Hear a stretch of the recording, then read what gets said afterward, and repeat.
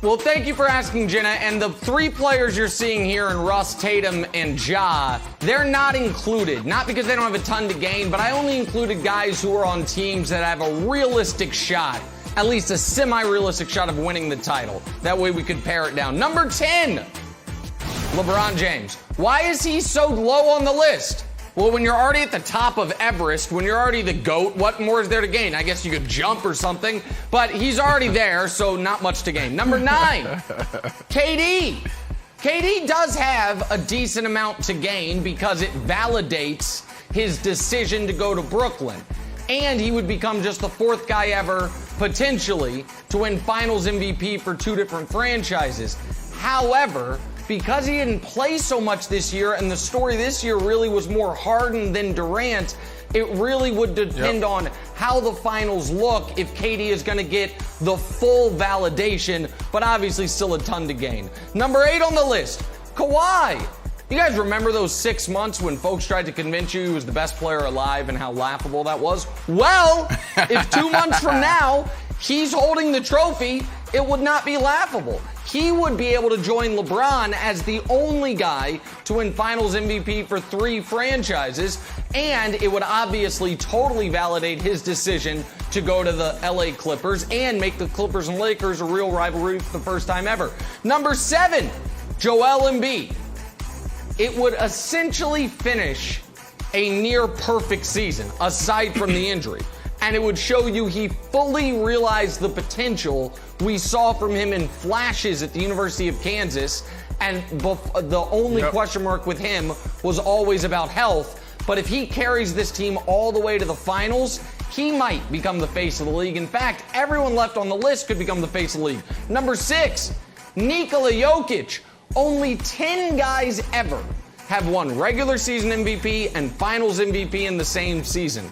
It's Willis Reed plus 9 of the 14 greatest players in the history of the sport. Nikola Jokic could join that list if the Nuggets end up winning the championship. Number 5, Dame.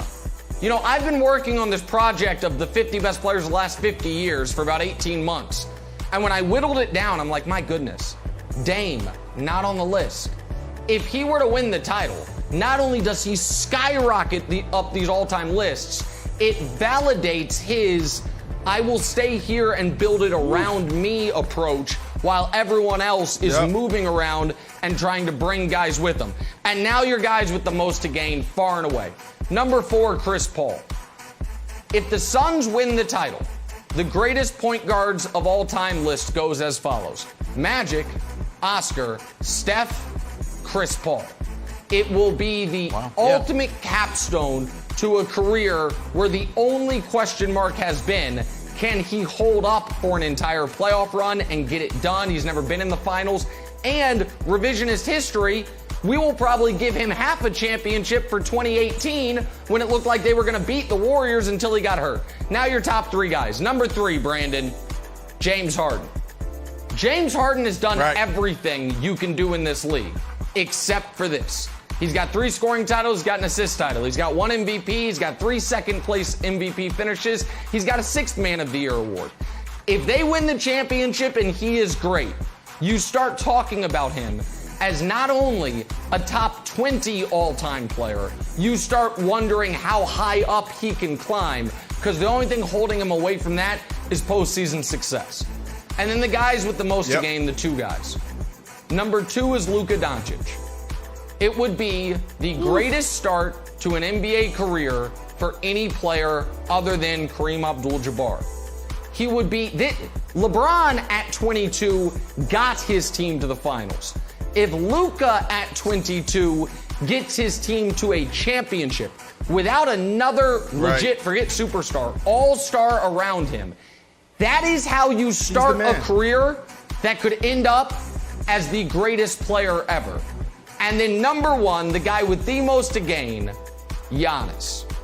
If Giannis goes through Jimmy and Heat culture, and then KD, Harden, Kyrie in the Nets, then Embiid, and then LeBron and AD in the finals, and at age 26 has 2 league MVPs, a championship, a finals MVP, a defensive player of the year award, he will have accomplished everything one can accomplish in this league and will have done it faster than LeBron or MJ as far as winning their first title. Giannis, the only question mark with him is a deep playoff run. If he does it, particularly with the path he has to go on, he has more to gain than anybody. So there it is, your 10 guys, right. Brandon, with the most to gain from a championship this season. Phenomenal. I mean, this is absolutely phenomenal. It's entertaining. And it's hard to debate this, Nick. And like I always tell you, I'm with you when you're right, buddy. So I'll be quick here. There's two things that I want to highlight. Number 10, LeBron James. There's so much more meat left on that bone.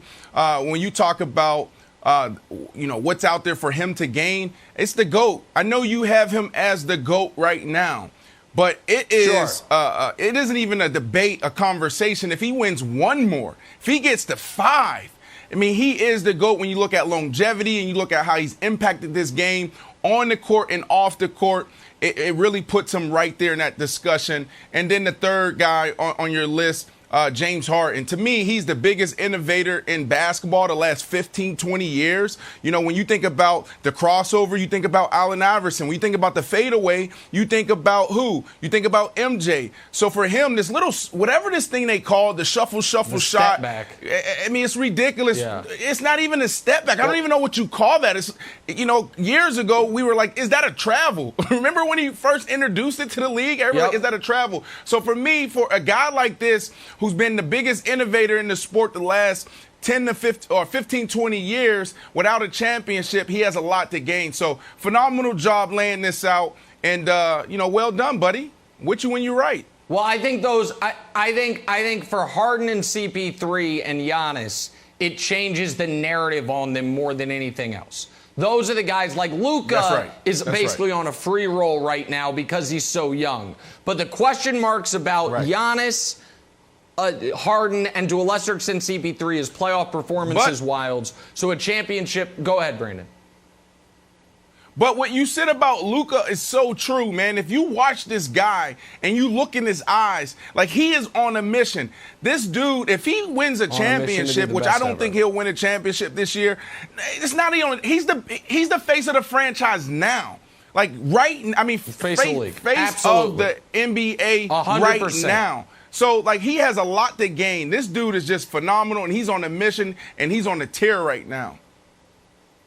100% agree. Wilds, your thoughts other than just telling me what a beautiful list it is, which I appreciate when you do that. You're great at that, telling me how perfect my lists are. Okay. Well, number 2, first of all, just raw nepotism for number 2. Let's just be honest here. He's your son. I feel like the fact that there wasn't a disclaimer in there, and by the way, he's my son. So it's like, I just have to mention it for the integrity of the show. All right. 1 through 7 is really interesting because there's guys that are trying to get it, right? I'm trying to change my narrative. I need that championship to have a sort of a Garnett turn on their narrative. Yep. 8, 9, and 10 are really interesting. And Brandon already talked about LeBron. So I want to talk about 8 and 9, Kawhi and Durant. They've both got 2 finals MVPs. The list of guys with 3 finals MVP is really short. It's Magic, Shaq, and Duncan. If Kawhi wins a finals MVP or Durant wins another finals MVP, do you think they're like, hold on, I need to put them in the same conversation as Magic Johnson now? It's like, yeah, it's Kawhi and Magic Johnson. Or it's like Magic Johnson and Durant. It's like, or like Shaq and Durant. Like, yeah, they're both dominant players who on the biggest stage played their best and won 3 finals MVPs. So if the audience confused, Wilds was given the list of people who have precisely 3 finals MVPs. Jordan obviously has 6. LeBron has 4. So it was the guys he would be joining. I would put Durant, I think Magic's the 4th greatest player ever, so I wouldn't quite put Durant there. But yeah, Durant, because he has the body of work in the regular season as well. He's the regular season MVP, he has the scoring championships, he has the longevity of it. Kawhi would go into the category of a top 10 all-time playoff performer without being a top 10 all-time player. Like those are, and that's not a shade. Like he would have to do more you can't put him up there with those guys as of yet, Wilds. Like even if they win the championship. Go ahead. Just a quick argument against it is, This means he would have taken 3 teams to the finals. I mean, I know if you don't want to give him all the credit because he was part of the Spurs dynasty, that's fine. But he made the Raptors. He carried the Raptors to the finals. He would have He would have carried 2 franchises to the finals. It's amazing. He would have carried 2. Yeah, it's amazing. It would be an all-time great playoff performer. He didn't carry the Spurs to the finals. Like it's got 3 other Hall of Fame teammates. Well, he was the reason why they won it, though. No, the Spurs, no. The Raptors, absolutely. The Spurs were. He was not the reason they won that championship. Absolutely not. I was sitting with one of my best friends, Michael Rappaport, Michael Rappaport, the comedian, another guy I went to college with, and he said, "This dude Kawhi is the man." That was my first introduction of Kawhi Leonard. Was in that series. Like he was dominating everybody on both ends of the court. So it's interesting. He was excellent, but I just don't know if you can say he carried him. It was the franchise's 5th championship. I wish your introduction, Brandon, had been 1 year before courtside, because 1 year before courtside, you could have seen LeBron hit the series-clinching jumper right in his face. That would have been good seats. Thanks for watching. Subscribe here to get the latest from the show. Also, be sure to check out more of the best clips from First Things First, or go watch a few segments from our other shows on FS1.